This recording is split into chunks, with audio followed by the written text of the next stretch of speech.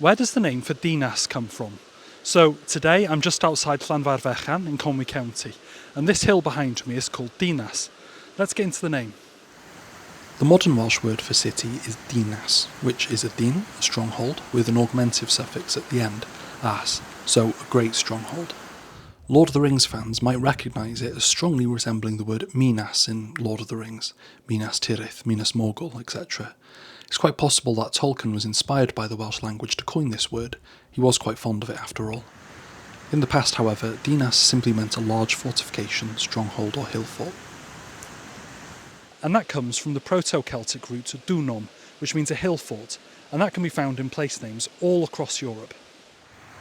Places such as Caerfyrddin, that's Carmarthen, which was known as Moridunum in Latin, Verdun in France from Gaulish Wirodunum, Singidunum, the old name for Belgrade in Serbia, Lugdunum, now Lyon in France, Camulodunum, the old name for Colchester, and Campodunum, which has changed over time to become Kempten in Germany.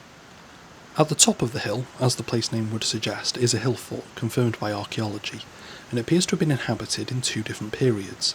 Firstly in the Neolithic, as the site was covered in small pieces of worked stone, perhaps associated with the axe-making industry the area was known for, and secondly for about 900 years, starting around the year 74 up until the year 971, when people began filling in the ditches around it.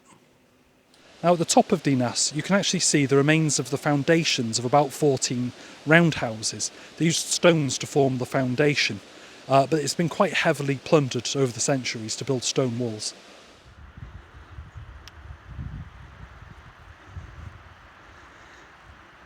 So the name literally means hill fort, fortification. Anyway, diolch, thank you.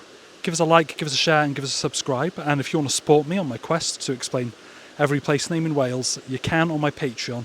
The link's in my bio. Diolch, have a good one.